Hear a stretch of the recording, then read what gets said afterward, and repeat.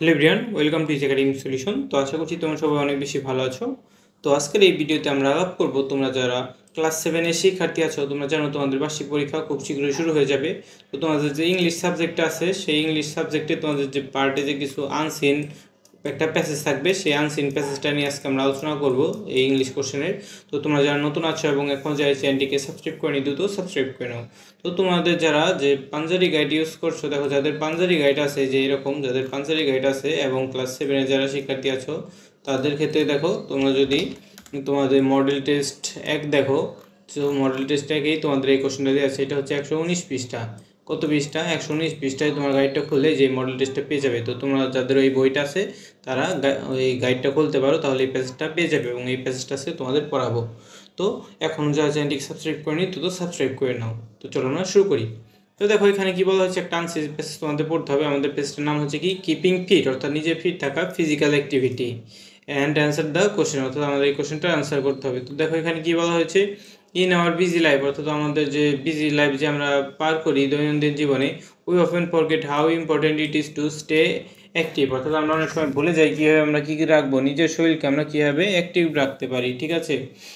But being physical active is কি two staying healthy overall, অর্থাৎ আমরা যদি শারীরিকভাবে সুস্থ থাকতে পারি তাহলে আমরা সব কিছুতে উন্নতি করতে পারবো। Here's why you should start moving, যে জন্য তোমার কী করা উচিত, তোমার যে নিয়মিত মুভ করা উচিত। Regular exercise has many benefits for your body, অর্থাৎ নিয়মিত এক্সারসাইজ করলে তোমার বডির ক্ষেত্রে অনেক বেনিফিট আছে। It makes your muscle stronger, এর ফলে তোমার মাসল স্ট্রঙ্গার হয়। ইমপ্রুভস ইউর হার্ট সেল, তোমার হার্ট ভালো থাকে। অ্যান্ড ইনক্রিজ ফ্লেক্সিবিলিটি, এবং তোমার নমনীয়তা বৃদ্ধি পায়। Whether you are taking a walk, যখন তুমি হাঁটো অথবা তুমি যোগা করো, অর প্লেয়িং টেনিস অথবা টেনিস খেলো, any kind of movement helps you to stay fit, অর্থাৎ এই কাজগুলো তোমাকে ফিট থাকতে সাহায্য করে। Exercise isn't just good for your body, অর্থাৎ এই এক্সারসাইজ শুধু তোমার বডির জন্যই ভালো না, it's great for your mind too, অর্থাৎ এটা তোমার মনের জন্য অনেক ভালো বা উপকারী। ইট রিলিজেস এন্ডরফিনস, অর্থাৎ এই এক্সারসাইজ করার পরে এন্ডরফিন নিঃসৃত হয়। কি নিঃসৃত হয়? Endorphin.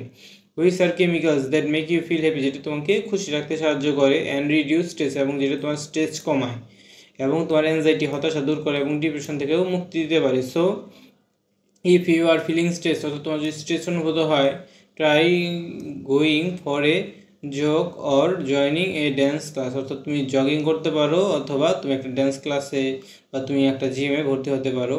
Working out with others or playing team sports also helps to make social connection, তুমি যদি বাইরে কারোর সাথে খেলাধুলা করো তাহলে তোমার সোশ্যাল কানেকশন বৃদ্ধিতে এটা সাহায্য করতে পারে। Sharing a love or a high five with others can boost your happiness and fight off loneliness, অর্থাৎ তুমি যদি কারোর সাথে হাই ফাইভ করো, উপরে যে হাততালি দেয় সেটা, এবং তুমি যদি অনেক সাথে যে হেসে কথা বলো বা মজা করো, তাহলে এটা তোমার যে স্বাস্থ্যের ক্ষেত্রে অনেক উপকার। In a world where we sit as a lot, অর্থাৎ যেখানে আমরা এই দুনিয়ায় কিন্তু অনেক সময় বসে কাটাই, স্টেইং অ্যাক্টিভ হেল্পস, তো দেখো staying active helps prevent health problem like obesity, diabetes and heart disease, অর্থাৎ আমরা যদি সবসময় অ্যাক্টিভ থাকি তাহলে আমরা মোটাত্ব, ডায়াবেটিক্স এবং হার্টের ডিজিজগুলো থেকে, হার্টের সমস্যা থেকে মুক্তি পেতে পারি। Remember the fun you had being active as a kid, অর্থাৎ তুমি যখন ছোটোবেলা অ্যাক্টিভ ছিলে তুমি তখন কত কিন্তু ফান বা মজায় ছিলে। Whether is dancing, hiking, swimming or biking, find something you love, অর্থাৎ যাই হোক না কেন, এই যে হাইকিং, সুইমিং, সাঁতার কাটা, বাইক চালানো, যেটাই তোমার ভালো লাগে তুমি একটা পছন্দ করো। Even small movements like taking the stairs or doing stretches can make a big difference over time, তুমি যদি নিয়মিত কিছু কিছু এক্সারসাইজ করো এটাও তোমার জন্য অনেক উপকার। Health is a journey not a one time goal, অর্থাৎ স্বাস্থ্য একটা জার্নির মতো যেটা সবসময় চলতেই থাকে। So let's enjoy the energy and joy that physical activity brings into your life, তার জন্য আমরা কী করবো, আমরা আমাদেরকে সেই জয়, লেটস এনজয়, আমাদের এনজয় করতে বলা হয়েছে দ্য এনার্জিকে, কোন এনার্জিকে, যেটা আমরা যে বিভিন্ন ফিজিক্যাল অ্যাক্টিভিটির মাধ্যমে পেয়ে থাকি। তো দেখো তোমাদের যে কোশ্চেনে এরকম একটা প্যাসেজ থাকবে এবং এই প্যাসেজটার ভিত্তিতে তোমার 30 মার্ক থাকবে এই রিডিং পার্টে, অর্থাৎ তোমার এই কোশ্চেন থেকে তোমার যে এরকম এই নাম্বারে 5টা কোশ্চেন থাকবে, যে এরকম 5টা কোশ্চেন থাকবে এবং এখানে আর অতিরিক্ত কোশ্চেন দেওয়া আছে, তোমার মূলত 5টা থাকবে, এরকম 5টা কোশ্চেন তোমার অ্যান্সার করতে হবে। যেমন দেখো, what is one of the benefit of regular physical activity, অর্থাৎ ফিজিক্যাল অ্যাক্টিভিটির কী কী উপকারিতা রয়েছে, তো এটার মেন উপকারিতা কী, দেখো আমরা কী লিখতে পারি এখানে। মেন উপকারিতা হচ্ছে it makes one's muscle stronger, অর্থাৎ এটা মাসলকে কী করে, স্ট্রঙ্গার করে। তবে the chemical which release during exercise improves mood, অর্থাৎ আমাদের এক্সারসাইজের সময় কোনটা নিশ্চিত হয়, এন্ডরফিন নিশ্চিত হয়। তারপরে which of the following is not mention as a form of physical activity, অর্থাৎ কোন ফিজিক্যাল অ্যাক্টিভিটি এখানে উল্লেখ করা নেই। তো দেখো আমাদের এখানে কি কি উল্লেখ আছে, আমরা যদি এখানে খেয়াল করি আমাদের দেখো অনেক কিছু কিন্তু উল্লেখ আছে। এখানে কি কি আছে দেখো, এই যে আমাদের এখানে যদি আমরা খেয়াল করি যে taking walk, doing yoga, tennis খেলা, তারপরে আমাদের আরও অনেক কিছু এখানে বলা আছে। কিন্তু এখানে কি বলা নেই, যোগার কথা বলা আছে, সুইমিং বলা আছে, আমাদের কিন্তু যে এখানে গার্ডেনিংয়ের কথা বলা নেই, তাই না? তাহলে আমরা কী লিখবো, গার্ডেনিং এখানে বলা নেই। ঠিক আছে, এরপরে দেখো যে what effect does exercise have on mental health, তো মেন্টাল হেলথের ক্ষেত্রে এটা কি করে, it reduce stress anxiety and depression, এটা স্ট্রেস অ্যাংজাইটি এবং ডিপ্রেশন রোধ করতে সাহায্য করে।